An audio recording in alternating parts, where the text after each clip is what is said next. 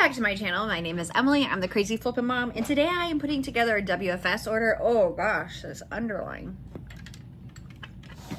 Putting together an order, and I thought you could just work with me. I could talk about it, walk through the process. I did just post in my community a in-depth walkthrough, live, screen sharing, all the things. So if you are in the Crazy Flippin' Mom community, you can go watch that now. I'm using these poly bags for this Walmart order right now. And like, I love to talk. This is why YouTube is good for me.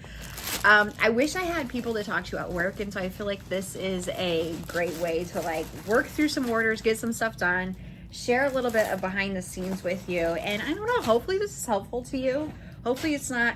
I do have people message me and they're like, you really suck at this. You're just rambling. I'm sorry, if you're just not here to listen to me talk to myself, I'm gonna try to throw in some good information though. So let's start with poly bagging. Now, you do not have to poly bag everything on Walmart. And I don't wanna say the wrong thing because I am still really learning. I've read the information, like they have material on WFS shipments, what's allowed, what you need to do. I've read that several times and I still feel like I keep going back to it to be like, what do I need to do with this? And some of the information is not there. Like, I opened a case yesterday because I had somebody in my community ask me about meltable products. Do they have a meltable policy like Amazon does? That's a great question. And they didn't even know what a meltable was, which that's fine. I mean, they're just like, maybe they're just HR answering basic questions. They sent me the policy, the WFS policy though, that I've already read. And the only information in that policy I could see was you cannot send in perishables. And I'm assuming from what they wrote, they're referring to anything like milk that has to be refrigerated or kept really cold. So I don't know if you're watching this and you know if you can, or you're getting in trouble for sending in meltables, I would love to hear about it. Now, of course though, even if they don't have a meltable policy, I would imagine their warehouses do get hot. It is hot today. So would you just want to send in your chocolates and think that they would arrive okay and it wouldn't cause problems? At least I'm just making a YouTube video. Babe, thanks. Obviously, you don't want to just send in anything that could cause issues with your buyers or lose you money. And I would imagine that depending on what you're sending in, you know, with Amazon, there's a lot of products that shouldn't be considered meltable, like some box cakes, some even vitamins are considered meltable. And I would assume that stuff would do okay, but like hollow chocolate, especially chocolate chips, that's like, even though maybe it's not a Walmart policy yet, you're creating more issues for yourself. Okay, so I am poly bagging this stuff because it's plush and it could get kind of torn apart. It's not really sealed. So I'm just taking a couple minutes, and actually I think everything I'm sending in I have to bag, of course. Now, the next thing I get asked is, do you have to label? It's a great question.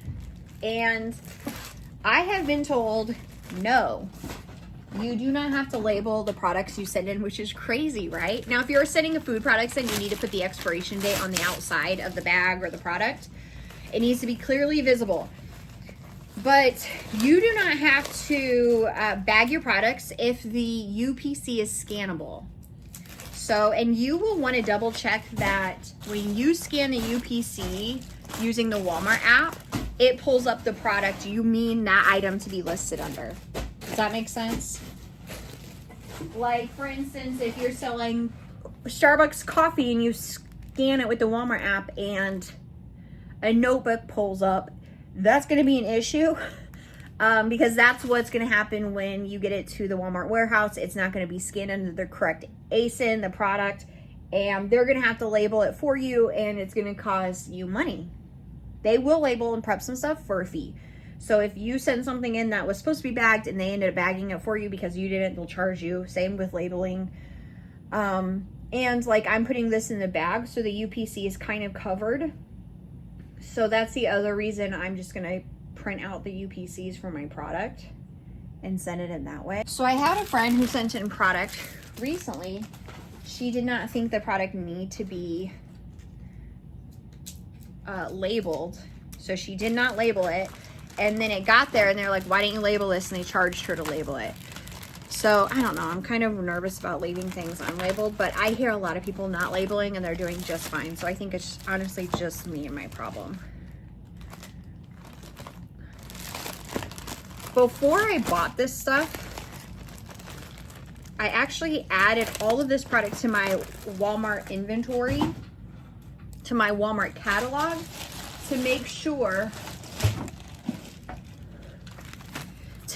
it actually add correctly. So that's the other thing. I don't, you know, with Amazon, you can scan it and pretty quickly tell if you can sell it or not. It's really nice. With Walmart, there's nothing like that. You have to add it to your catalog.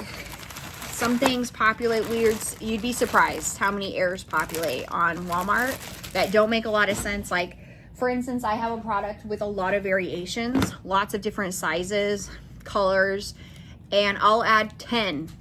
And 8 will add just fine, no issues. 2 will be like, this is hazmat. Or some weird, you can't sell this, an error. So I like to add everything to my Walmart catalog, see it populated correctly, it's WFS approved, and then I will actually purchase my product. So it's kind of a fail-safe. I'm a low-risk seller. When you add product to your inventory, you don't have to add stock. You're just adding the listing to your catalog. So I find that really helpful. So, because a couple times I found what I thought were good items, got them home, and then for one weird reason or another, it wouldn't actually populate to my catalog and I'm stuck. So, which stinks if you want to sell, like, if you find clearance at Walmart, you're kind of taking a risk because you don't exactly know if you'll be able to add that product to your inventory. Does that make sense? We're just bagging. I don't actually have a ton of stuff here. I felt like I did, but it's all stuff that has to be prepped. I am taking off the price tags on these items. They're just like little strips I can easily get off. Did I find this on clearance? I think I picked up a bunch of this stuff, maybe not clearance, but markdowns. It was interesting. I ran across a sale on shoes at Walmart. So of course I took a picture, came home.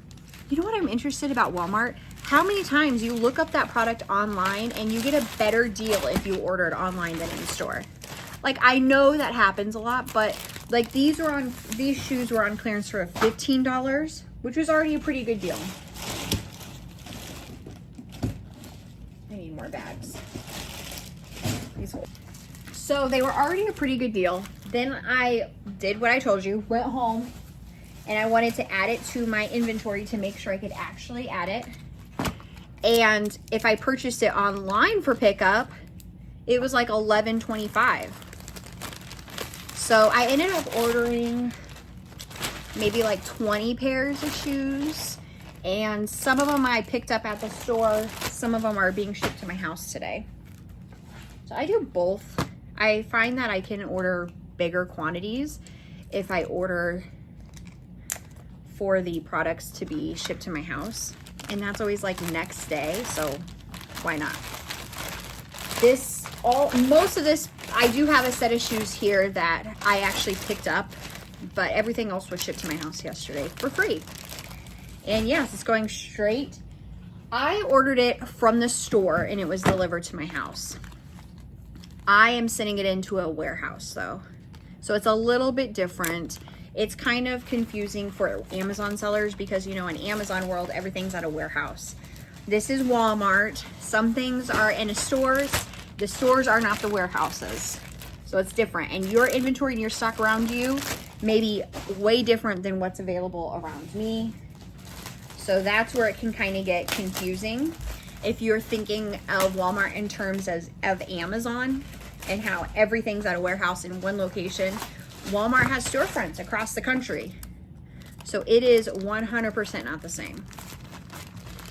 I think that's the biggest mental hurdle for new sellers. Number one, they're like, why would somebody buy from you and not just go to Walmart? Not taking into account that maybe Walmart doesn't even have that product around them. Or how am I getting away with buying it from the store and then selling it online?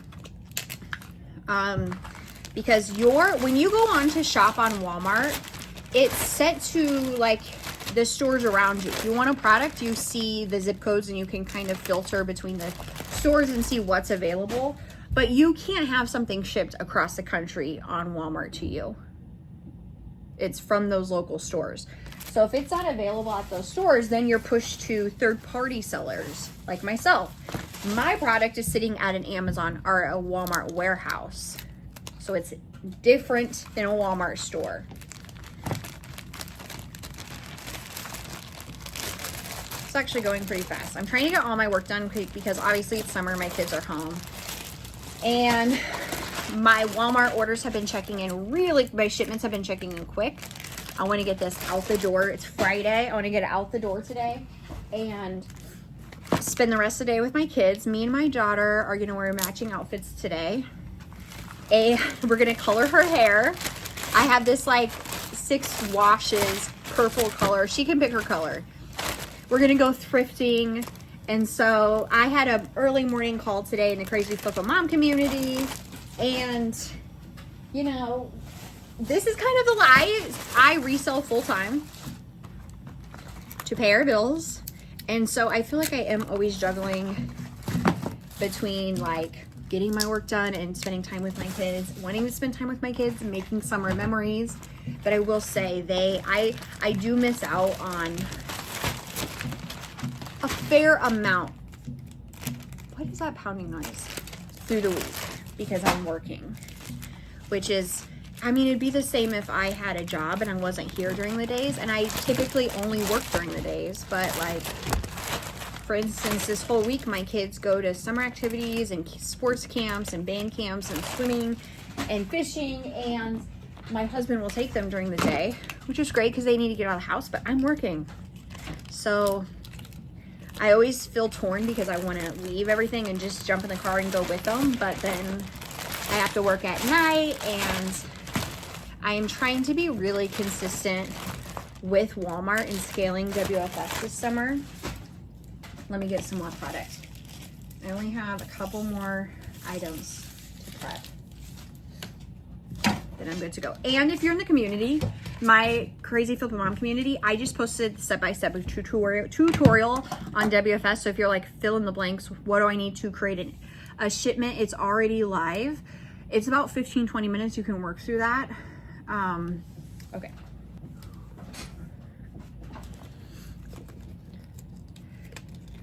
So I am taking off the price tag to all these products before I send them in because I don't know the price I'm going to sell them at.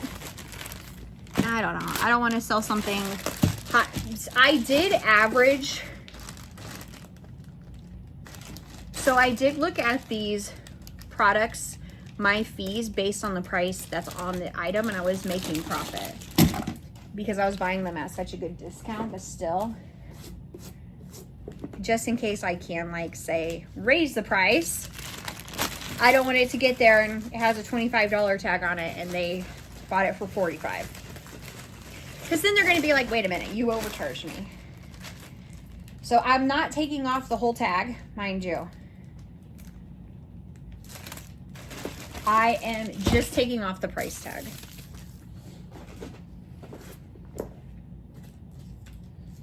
The nice thing is, I bet I could get this entire shipment into one box.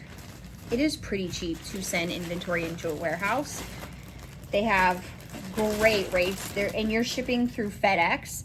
That's going to be different than Amazon too, because Amazon is UPS. I almost had, my brain was like, wait a minute, I need 3 more bags. She's in love with her, oh wow, and the beautiful babies. Okay, 3 more. This product has already approved, sitting in my catalog, ready to be sent in. Again, what is a banging noise? I like to add the product to my catalog to make sure it adds correctly. So once I get my inventory, it's pretty quick to get the shipments out the door, working through the steps. Labeling pretty much takes the most amount of time because I have to edit those labels to print to my Dymo. But they're like the F and SKU labels on Amazon, and then I actually go into the Walmart, the Dymo app on my computer, and I print out expiration dates for food products and just attach those to the outside of the bag. Because a lot of the food items I am bagging just in case something splits, melts, something happens. But I will create a shipment now, put all of these items into the same box, and drop it to FedEx, and it will be selling next week. Yeah. I mean, I know I'm making it sound easy. Like, it is a process. I think people get so confused with sending in WFS shipments, and I completely understand. It's confusing. So, I get it.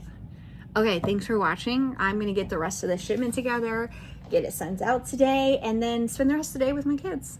Happy Friday. Be safe out there. Thanks for watching.